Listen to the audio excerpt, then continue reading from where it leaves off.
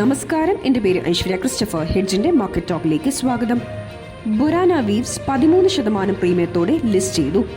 സൂറത്ത് ആസ്ഥാനമായി പ്രവർത്തിക്കുന്ന കൃത്രിമ നൂൽ ഉൽപാദകരായ ബൊറാന വീവ്സിന്റെ ഓഹരികൾ ഇന്ന് NSEയിലും BSEയിലും ലിസ്റ്റ് ചെയ്തു. IPO വിലയായ 216 രൂപയിൽ നിന്നും 12.5% ഉയർന്ന നിലയിലാണ് ഈ ഓഹരി ഇന്ന് വ്യാപാരം തുടങ്ങിയത്. BSEയിൽ 243 രൂപയിൽ ലിസ്റ്റ് ചെയ്ത ബൊറാന വീവ്സ് അതിനുശേഷം 255.15 രൂപ വരെ ഉയർന്നു അപ്പർ സർക്യൂട്ടിലെത്തി.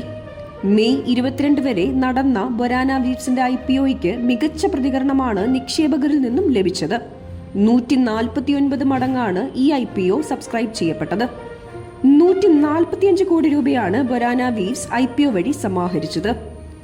പൂർണ്ണമായും പുതിയ ഓഹരികളുടെ വിൽപ്പനയാണ് കമ്പനി നടത്തിയത്. ഇന്നലെ 20% പ്രീമിയമാണ് ഈ ഓഹരിക്ക് ഗ്രേ മാർക്കറ്റിൽ ഉണ്ടായിരുന്നത്. അതേസമയം നേരത്തെ 29% ഉണ്ടായിരുന്ന ഗ്രേ മാർക്കറ്റ് പ്രീമിയമാണ് പിന്നീട് പടിപടിയായി കുറഞ്ഞത്.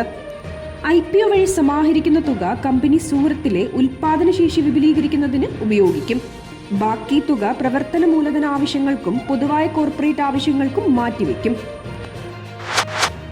നിഫ്റ്റി 24,900 താഴെ.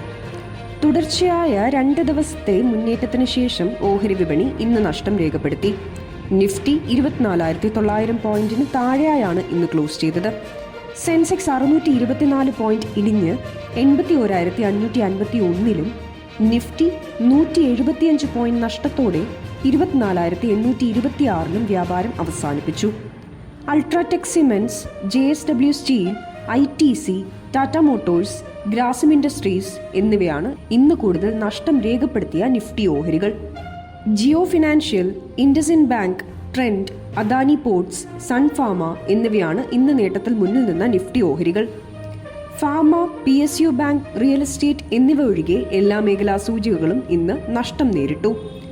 Nifty auto, FMCG, IT, consumer durables സൂചികകൾ 0.5% വീതം ഇടിഞ്ഞു.